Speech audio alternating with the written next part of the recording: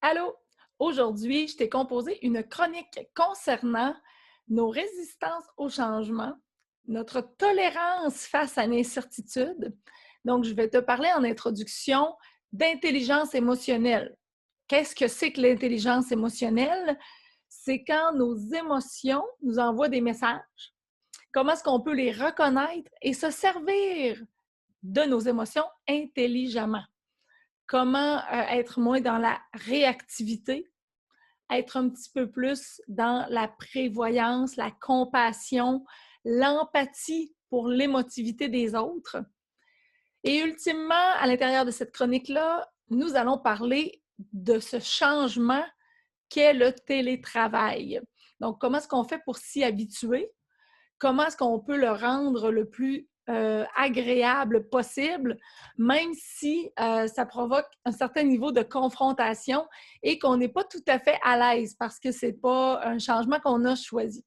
Alors, je vous partage à l'instant mon écran, puis on va regarder ensemble l'intelligence émotionnelle, cette tolérance à l'incertitude ou encore la façon qu'on a de résister le changement qui peut être nuisible pour notre évolution et le fait qu'on doit transitionner ce nouveau modèle-là.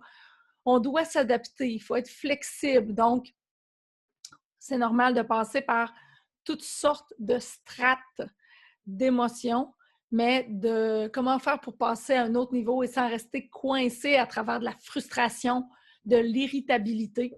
Alors, c'est ce qu'on va regarder ensemble aujourd'hui. Il faut être conscient de nos 4 facteurs de stress. Sachez une chose, là, les 4 grands facteurs que je vais vous nommer là, ils sont présents dans n'importe quelle situation que vous allez vivre qui vous provoque du stress. Quand on décortique une situation, il y a toujours au moins un de ces stresseurs-là qui va venir générer le cortisol, qui est l'hormone du stress. Et cette hormone du stress-là va venir affecter votre jugement, va venir vous faire des actions que, en temps normal, vous n'auriez pas fait. Donc, si ça a de l'impact sur vous, ça a de l'impact sur les autres humains aussi avec lesquels vous êtes en relation. Alors, c'est important d'en être conscient, surtout quand on est dans un métier où on est à proximité des autres humains, où est-ce qu'on travaille dans le service à la clientèle, le service aux autres. Alors, c'est un outil très percutant quand on en est conscient, mais ça peut devenir une arme de destruction massive si on n'est pas conscient de ce qui est en train de se passer et qu'on est plus dans le grand tourbillon, soit qu'on est assis dans une chaise où on se dit victime, ou est-ce qu'on va subir notre quotidien, bien, à ce moment-là, c'est un tourbillon à lequel vous pouvez remédier. Alors, vous êtes le seul à vraiment savoir dans quelle chaise vous êtes assis. Êtes-vous créateur de votre réalité? Aimez-vous être en contrôle sur les événements? C'est d'ailleurs le premier point stresseur, actif, qui peut faire monter votre niveau de cortisol et empêcher votre jugement de s'activer de la bonne façon. Les 4 facteurs de stress, vous allez pouvoir les reconnaître avec l'acronyme CINE, comme dans cinéma. Le premier, c'est contrôle faible. Alors, lorsque vous perdez le contrôle sur les événements, vous avez peu ou très peu de contrôle sur la situation, ça fait monter l'angoisse, ça fait monter le stress, ça fait une petite pression ici. Quand en plus, c'est une situation imprévisible, le I de ciné, quelque chose qui est inattendu, que vous ne savez pas qu'est-ce qui va se produire après, là, le what's next, c'est quoi la prochaine situation, que vous n'êtes pas capable d'avoir une perspective à long terme, c'est très insécurisant. Le N, c'est l'effet de nouveauté, donc quelque chose que vous n'avez jamais fait auparavant. Je m'apprête à parler de télétravail. Si dans vos habitudes depuis les 15 dernières années, vous partiez de la maison pour aller travailler dans un environnement X, que ce soit dans votre voiture en tant que représentant ou au service à la clientèle dans un bureau fermé, c'est un environnement que vous avez associé à une condition favorable pour le travail. Alors en ce moment, de dire je vais travailler de la maison, c'est tout à fait normal que ça fait monter le cortisol à savoir comment je vais m'organiser, comment je vais faire pour ne pas être distrait, rester productif, rester concentré. C'est tout à fait légitime que ces préoccupations-là montent. Et le « et », c'est pour ego. Donc, ciné, contrôle, imprévisibilité, nouveauté et ego. Quand votre ego est menacé, c'est quand vous vous remettez en question. Quand vous sentez que vous pourriez perdre la face, vous pourriez être moins bon, vous avez moins de performance dans un contexte X, allez-vous atteindre vos objectifs? Donc ça, c'est tout à fait normal aussi de se sentir sous tension quand on est inquiet pour ce que notre ego pourrait en prendre plein la gueule. Ces 4 facteurs de stress-là peuvent être gérés pour améliorer votre relation avec le stress. Il n'y a pas de stress positif, là, sachez-le. Mais quand même, quand le stress il est présent, puisqu'on ne peut pas l'éviter, la première chose à faire, c'est de s'observer et d'admettre qu'on est sous tension. Admettre qu'on est stressé. Ensuite, ça va être de déterminer qu'est-ce qui nous stresse, donc l'origine, pour en venir à déconstruire le stresseur. Déconstruire le stresseur, c'est de se poser les bonnes questions. Je m'arrête 30 secondes. Êtes-vous capable de vous remémorer les 4 facteurs de stress? Avec l'acrostiche, l'acronyme CINE. Contrôle, imprévisibilité, nouveauté, ego. Alors, déconstruire votre stresseur, c'est d'aller voir, est-ce que la situation me stresse parce que j'ai l'impression que je manque de contrôle? Est-ce qu'elle me stresse parce que c'est imprévisible, je ne sais pas à quoi m'attendre, puis ça m'énerve de ne pas savoir à quoi m'attendre? Est-ce que c'est parce que c'est nouveau et que je n'ai jamais fait ça? Ou encore, c'est mon ego qui est en cause, j'ai peur de ne pas rencontrer mes objectifs, de ne pas être capable de vendre, de ne pas réussir à atteindre les standards qui sont attendus, donc déplaire à mon superviseur. Est-ce que je vais être reconnue si je travaille de la maison et il n'y a personne qui voit mon travail? Comment est-ce que je vais faire pour rester motivée dans ce contexte-là? Donc, tout ça, c'est des questions que ton ego se pose. Comment faire quand le stress arrive dans une circonstance? Tu te dois d'agir. Il faut que tu prévoies tes solutions pour ta zone de sécurité, ta zone de calme, comme de prévoir un sas. On parle souvent d'un sas de désinfection de ce temps-ci, là, un endroit aseptisé. Mais là, il faut que tu trouves un endroit aseptisé de stress. C'est où ta zone de bonheur à toi? Comment tu vas faire? Là, je t'ai mis quelques idées. Est-ce que c'est d'écrire tes pensées dans un journal de bord? Est-ce que c'est d'aller faire de l'activité physique? Peut-être que c'est juste de sortir de chez toi et aller marcher autour de ta maison, 15 minutes, respirer, revenir. Si tu es quelqu'un de très, très stressé, je t'ai même mis un petit conseil, slack le café, là. En période où la pression, la tension, les changements sont intenses, peut-être que ça serait une bonne idée de ralentir la caféine.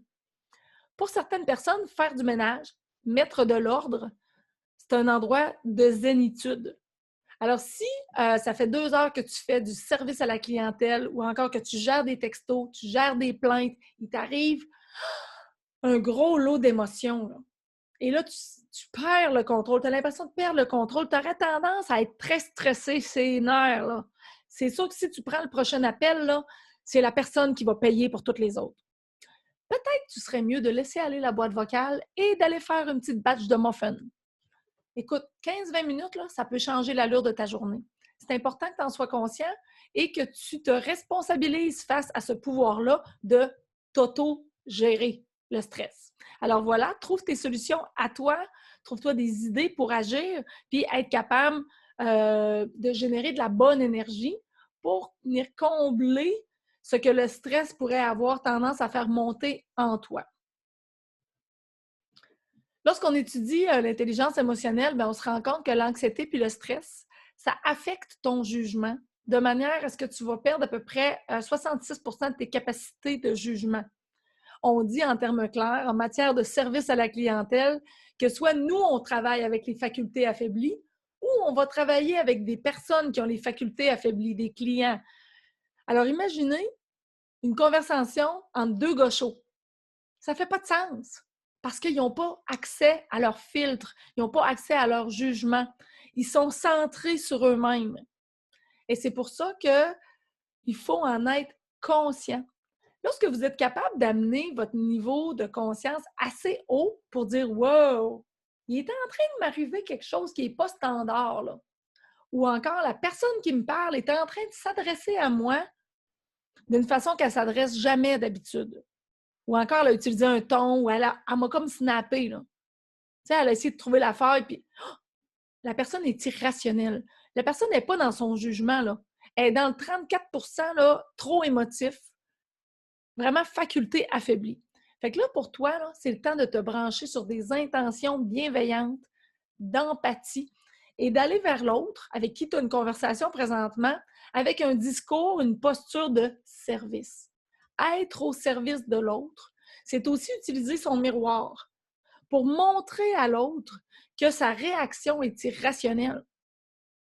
Alors, ça peut être, je vous ai mis quelques mots comme ça là, qui pourraient peut-être vous inspirer, mais vous allez trouver vos propres mots à vous. Hey Monique, je te sens pas mal troublée là, par ce que je viens de te dire. Là.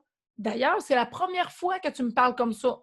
C'est la première fois que tu utilises ce ton-là avec moi.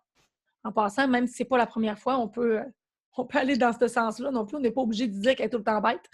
On peut peut-être se servir de l'occasion pour dire « il me semble que tu es plus bête que d'habitude. » Trouvez votre façon de le dire. Mais bref, c'est d'aller utiliser un miroir, de montrer à l'autre que la situation a l'air de la déstabiliser pas mal. Là. Ouais, je vois que tu es vraiment inquiète présentement. Là. Juste à entendre le ton de ta voix, je vois que tu es très insécure. Je te comprends. Et là, on engage la conversation dans le sens de l'empathie. Raconte-moi donc qu'est-ce qui t'est arrivé ce matin. Raconte-moi donc ce qui te met sur le gros nerf. Dis-moi donc qu'est-ce qui t'est arrivé. Tu sais, c'est vraiment, excusez, je me répète, mais c'est d'aller trouver les bons mots pour aller à la pêche. Puis en même temps, ça va faire descendre la soupape de la personne. Ça va lui faire... Intéressez-vous à ce qu'elle a vécu, puis comment ça qu'elle se retrouve devant vous avec une espèce d'attitude ses nerfs, ses dents, là. Parce qu'en ce moment, elle n'a pas accès dans son cerveau à son jugement. Là, elle est juste dans le primitif, elle est juste dans le réactif. Et vous ne voulez pas embarquer dans ça. Vous êtes la personne de service. C'est important d'être dans l'accueil, dans l'empathie. Alors là, une fois que la personne va avoir décanté, là, on va pouvoir lui dire, regarde, je te rassure, je vais aller m'enquérir des solutions qui sont disponibles. Laisse-moi vérifier c'est quoi les différents scénarios qui s'offrent à nous dans telle ou telle situation. Écoute, je te sens pas mal ses nerfs. Je comprends, tu m'as dit telle affaire, tu es très frustrée, je reconnais ta frustration, j'entends que ça ne correspond pas à tes attentes. Laisse-moi voir qu'est-ce qu'on serait capable de faire pour améliorer la situation que tu vis. Vous n'êtes pas en train de promettre de le régler, vous n'êtes pas en train de promettre la lune, vous n'êtes pas en train de vous engager d'en trouver des solutions pour quelque chose qui est impossible. Vous êtes simplement en train de dire à la personne, on va laisser décanter nos émotions, puis on va se reparler dans 1 heure ou on va se reparler à la fin de la journée. Parce qu'en ce moment, si la personne n'a pas accès à son jugement, vous êtes dans une conversation cul-de-sac et que vous ne vous en sortirez pas. Pour être capable d'être dans cette position-là, il faut que tu t'occupes de ta propre réactivité intérieure. Ça veut dire qu'il faut que tes décisions soient prises d'avance. Avant de te retrouver dans une situation qui va te déclencher, tu sais que la personne elle va avoir pesé sur le bon piton pour te mettre ses nerfs toi-même, là. Mais ça va être important que toi, tu aies choisi comment tu veux réagir quand la personne va te dire ça. Dans un contexte, on est toujours capable, dans un contexte de crise, de stress, de relations clients plus difficiles, la plupart du temps, on va être capable de prévoir les objections, les arguments. Et quand ça fait 2-3 fois que tu parles à des clients différents et qu'ils reviennent toujours avec les mêmes objections, tu commences à être prêt à savoir comment tu veux réagir pour ne pas être sans cesse en train de répéter la même réactivité amplifiée d'une conversation à l'autre parce que ça fait 10 fois que tu te le fais dire dans la journée. Alors, en décidant de ta propre posture à l'avance, ça va te permettre de ne pas être biaisé lorsque tes facultés vont être affaiblies par le stress ou la pression que la situation va venir te mettre. Je te donne l'exemple de quelqu'un qui prendrait sa voiture avec une consommation de boisson, donc quelqu'un qui aurait les facultés affaiblies. Si la personne, avant de partir de chez elle, n'a pas décidé à l'avance de ne pas conduire son véhicule, c'est pas quand elle va être en état d'ébriété ou qu'elle va avoir perdu son filtre et son jugement qu'elle va le décider. C'est la même chose pour vous. Si vous n'avez pas décidé à l'avance, que vous n'allez pas pogner les nerfs, que vous n'allez pas vous emporter, il faut décider quels sont les mots que vous allez utiliser si la personne vous dit telle affaire, si la personne vous amène sur tel terrain glissant, si la personne vous présente telle objection. Alors, dans votre préparation, c'est là que vous allez être meilleur. Et aussi être capable de prendre de la distance, c'est le troisième point que je vous ai mis là, par rapport à la réactivité des autres. Quand vous voyez que les gens s'enflamment, que c'est irrationnel. Tu sais, tu dis, mais mon Dieu, elle pogne donc bien les nerfs pour rien. Il me semble que c'est pas si pire que ça. Ou me semble, de ma perspective, c'est pas si grave que ça. Il faut que tu saches que la personne a peut-être déjà vécu d'autres affaires. Elle-même, sa soupape est peut-être en train de monter, puis ses hormones du stress sont au summum. Probablement que ce que toi, tu es capable d'endurer comme incertitude, c'est pas la même chose que le voisin. Donc, il faut être dans une posture de comprendre. Rien ne sert en raccrochant une conversation, que ce soit au téléphone, en virtuel, même si c'est arrivé en présentiel. Rien ne sert en terminant une conversation d'aller déblatérer sur la situation avec quelqu'un qui va être un ami, allié, ennemi. Pour moi, je dis que c'est comme un ennemi parce que la personne va juste endosser ce que vous allez dire dans votre ventilation. Ah, je te dis, cette cliente-là est de même, puis elle a toujours été de même. Ah oui, je te comprends, elle est vraiment de même. Puis je te dis qu'elle n'a pas rapport, puis qu'elle est vraiment dans le champ. Ça ne donne rien d'aller vers des collègues ou des amis, que ce soit au téléphone, en virtuel, en présentiel, pour aller supposément ventiler. Tu sais, quand on dit shit hit the fan, là, ben moi, je trouve que ça s'applique dans ça. Parce que quand vous ventilez rien de la merde, excusez ma vulgarité dans ça, mais je trouve que c'est ça qui exprime le mieux la situation, qui illustre le mieux la situation. Donc, si vous ne faites que ventiler de la merde, il ne faudrait pas vous attendre qu'il revole d'autres choses que de la merde. Alors, ça, c'est la meilleure illustration que j'ai trouvée. J'ai hésité avant de la dire. Vous me direz vos commentaires si ça fait refriser vos oreilles. Je m'excuse, vraiment. Mais c'est pour vous illustrer à quel point, des fois, après une conversation qui a été difficile, où est-ce que la personne vous a peut-être la personne était trop dure à votre égard. Si vous-même, vous avez embarqué là-dedans, ce qui va revoler, c'est juste des soucis puis des problèmes. Surtout si vous l'envenimez en allant faire valider par quelqu'un qui ne fait que valider vos idées et qui ne va pas vous ramener aligné avec vos valeurs, vous allez simplement ressortir de là en venant confirmer que votre réactivité a été la bonne chose à faire. Et moi, ça me fait penser à ça, que l'amertume que vous retenez de cette conversation-là et le fait d'aller se valider avec des collègues, c'est un peu comme boire un poison, que dans le fond, c'est toi qui le bois, là, mais tu t'imagines qu'en buvant ça, puis en nourrissant ça, ça va être l'autre qui va crever de ça. Alors, quand on chiale dans le dos des clients ou qu'on se dit que les clients n'ont jamais compris la vie ou que on nourrit un aura négatif à propos des incertitudes des autres, bien, on ne fait qu'entretenir une espèce de poison pour la compagnie, pour la relation avec le client, et c'est nous qui allons en souffrir le plus. Parce que tant que tu restes à entretenir cette négativité-là, plutôt que d'essayer d'être dans l'empathie, la bienveillance, puis de dire « Oh mon Dieu, j'ai parlé à Monique ce matin, elle est tellement affectée par ce qui arrive, j'ai vraiment fait mon possible pour l'aider. » Ou j'ai senti que j'ai vraiment pu être utile pour cette personne-là qui était en détresse.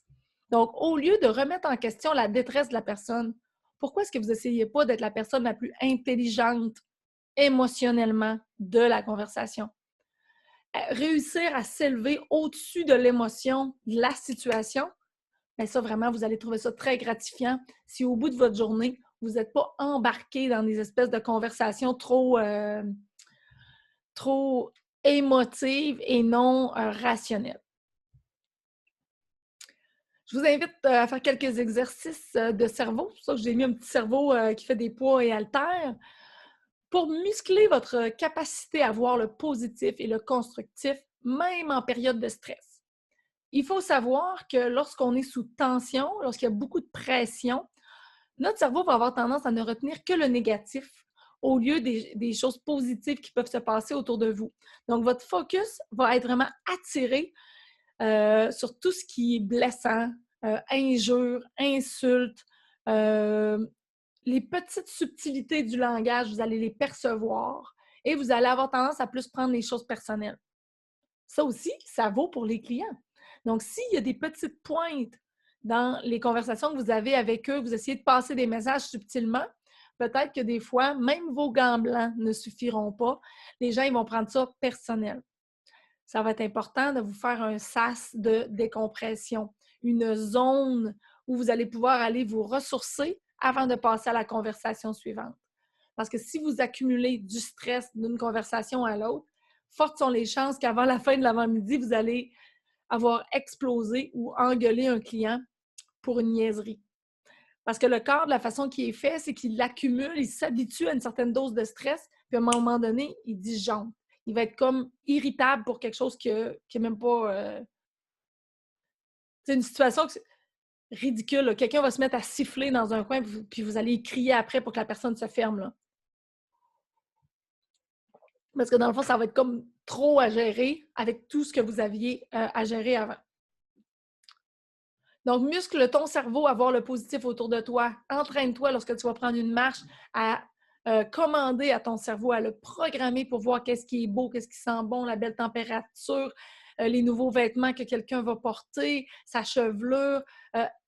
Musclez votre cerveau à passer des compliments à votre interlocuteur, à voir le beau dans la conversation, plutôt que de focusser sur les irritants et tout ce qui pourrait être négatif.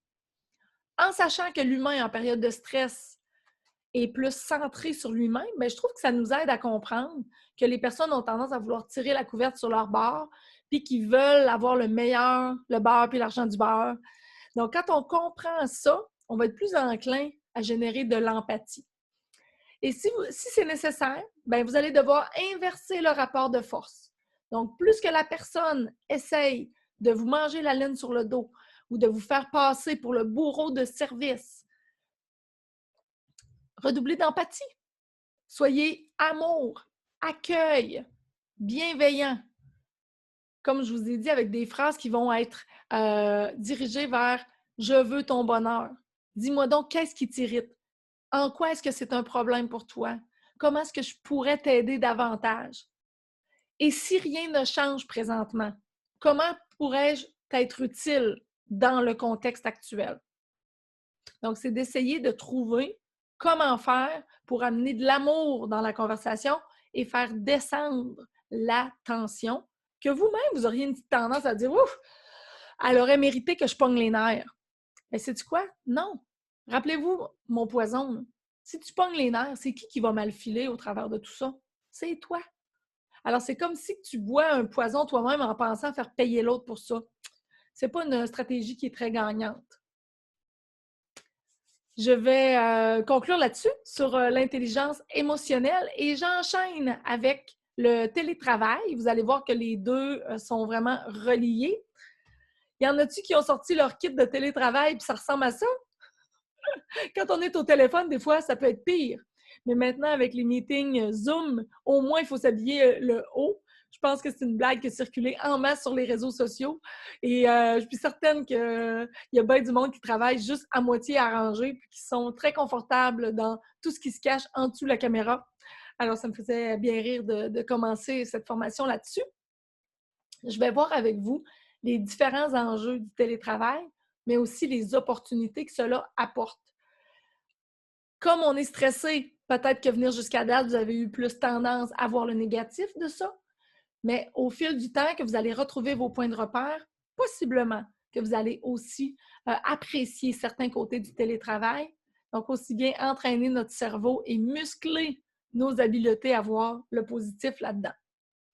Selon vous, quels seraient les avantages du télétravail pour l'individu? Moins de distractions venant des collègues, plus de souplesse dans l'organisation des tâches. Donc, vous allez mettre ça à votre goût. Vous allez pouvoir gérer votre temps. Bien sûr, vous n'aurez pas de temps de transport à calculer. Donc, ça, c'est du temps, vous pouvez faire autre chose, soit travailler un petit peu plus ou encore vous investir un peu plus auprès des enfants ou de la maison.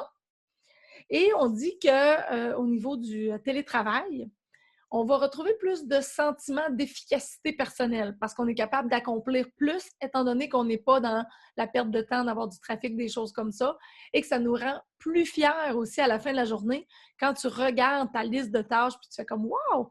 J'ai accompli tout ça aujourd'hui». Donc, quand le focus y est, il y a possibilité d'avoir une satisfaction personnelle accrue.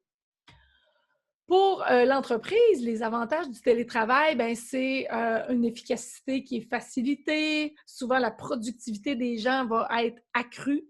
Moins d'heures perdues dans la circulation, diminution du taux d'absentéisme, puisque, étant donné que vous êtes capable de travailler de la maison, ben, des fois, on n'a pas besoin de prendre un congé d'une journée entière. On va être capable d'adapter notre horaire pour reprendre des heures le soir si on avait un rendez-vous le matin ou ainsi de suite.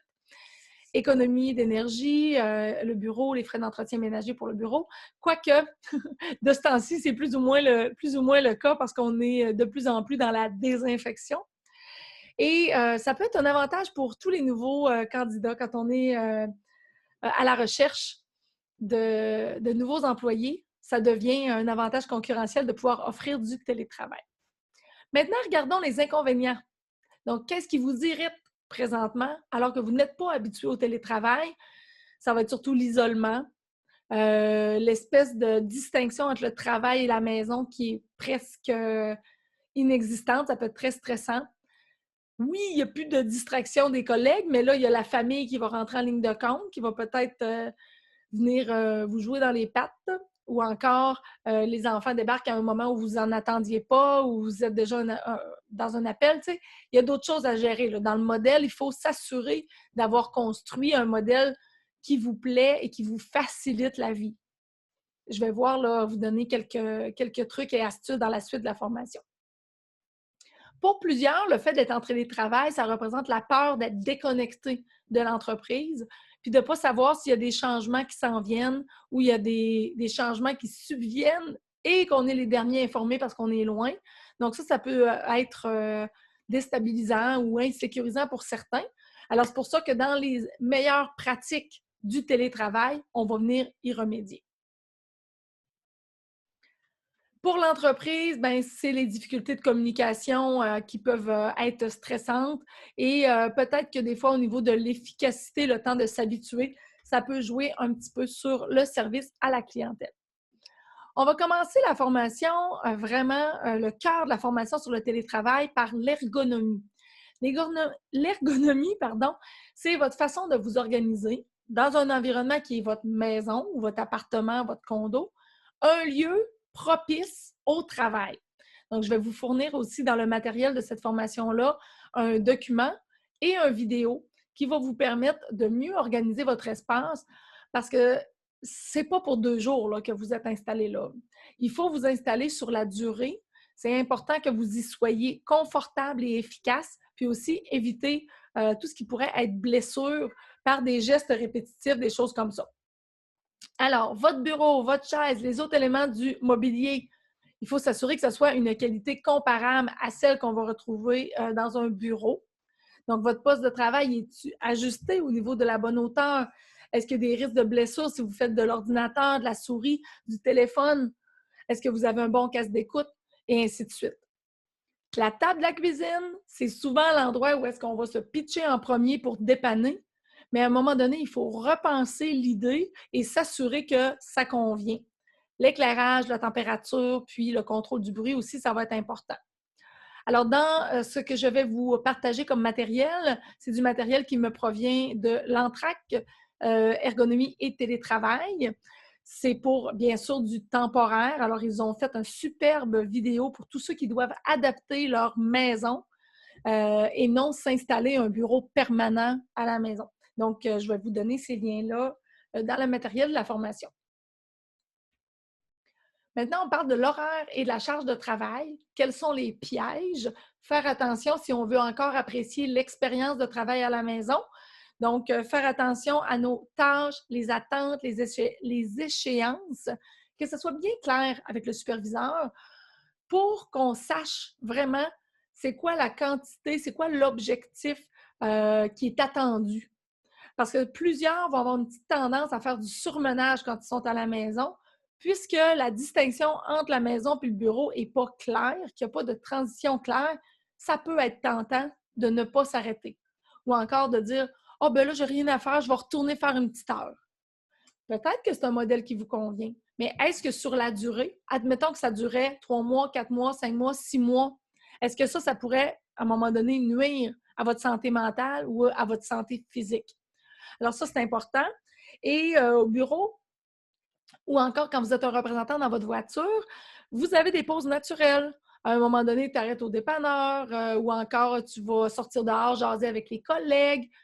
Mais là, quand tu es en isolement, chez toi, tu fais du télétravail, bien, il n'y aura pas de pause naturelle de provoquer, à part les pauses bio. Alors, c'est important que vous en planifiez ou que vous dites, bien, après 1 heure de travail, je m'installe, je m'étire, je vais changer d'air, je prends une petite marche. Ou si je m'attends à avoir un appel corsé, bien, je mets ma posture en énergie. Est-ce que c'est d'écouter une musique? Est-ce que c'est d'aller prendre une petite collation? Donc, c'est de voir qu'est-ce qui fonctionne pour vous mettre en énergie et vous installer dans la bonne posture énergétique. Même si vous êtes au téléphone, il faut sourire au téléphone, il faut parler avec nos yeux, même si la personne ne nous voit pas, parce que ça se ressent dans notre voix. Et si vous êtes comme vous, tout écrasé sur votre divan, l'énergie n'est pas la même, pas en tout. Alors, peut-être que vous avez besoin de marcher en parlant. C'est sûr qu'en vidéoconférence, c'est plus compliqué, mais au téléphone, ça peut très bien se faire. Ça peut vous changer de posture, changer de position, vous ravigorer, ça peut être intéressant. Et bien sûr, faire attention aux heures de travail prolongées, surtout si votre chaise n'est pas adéquate ou les mouvements répétitifs, là, je pense à la souris, l'ordinateur, que vous n'étiez pas habitué auparavant. L'environnement est-il approprié? Est-ce que c'est facile de se concentrer? On parle dans la pièce de privilégier un coin ou un endroit précis pour que votre cerveau fasse la relation avec la zone de travail. Et ça va faciliter la transition entre le bureau et la maison pour ne pas avoir l'impression que vous dormez au bureau plutôt que de travailler à la maison. Fait que ça, c'est comme un concept qui va être important d'instaurer. Est-ce que vous avez une connexion Internet Wi-Fi qui est efficace et appropriée? Température, éclairage, contrôle du bruit et peut-être avoir un code avec les membres de votre famille, comme de quoi, si vous mettez soit une petite pancarte ou un toutou devant votre porte, ou encore si vous avez installé un paravent pour être plus en retrait, bien, de dire quand ce toutou-là est accroché, ça veut dire que tu ne peux pas entrer, tu ne peux pas me déranger. Parce qu'imaginez la situation, là, si vous êtes en haute tension émotionnelle et puis que votre enfant, ça fait 3 fois qu'il vient vous déranger, il y a des bonnes chances que ce soit lui qui mange la varlope émotionnelle de votre réactivité, même si ce n'est pas ça que vous auriez souhaité. Fait que faites attention à instaurer un code de conduite avec votre famille. Dans votre routine de travail, donc, je vous recommandais pièce ou le coin d'une pièce séparé des autres membres de la famille et idéalement toujours le même espace pour que votre cerveau fasse la relation avec « Ah, ceci est mon mode productivité, efficacité, je dois avoir des pensées pour le travail. » Tu sais, c'est pas le temps de commencer à faire ta liste d'épicerie alors que tu es en train de parler avec un client, là. Donc, les distractions du cerveau, lorsqu'on est assis à un endroit qui est configuré pour être un aire de travail, ça va être plus facile aussi pour réussir le télétravail. Des rituels, ça peut être intéressant de les incorporer début de journée, fin de journée, heure du midi, même si vous êtes à la maison, provoquez des transitions, allez marcher, faites des pauses. Si vous aimez la méditation ou encore faire du yoga, bien, vous pouvez l'intégrer à travers de cette routine-là. Même si la zone de travail, elle est à proximité, il n'y a rien qui vous empêche de faire une sortie à l'extérieur. Si vous êtes un représentant et que votre zone de sécurité, c'est la voiture, pourquoi pas embarquer dans votre auto, aller écouter un petit peu de musique, faire le tour du quartier, puis on revient. C'est comme passer d'un salon à l'autre. Alors, pourquoi pas?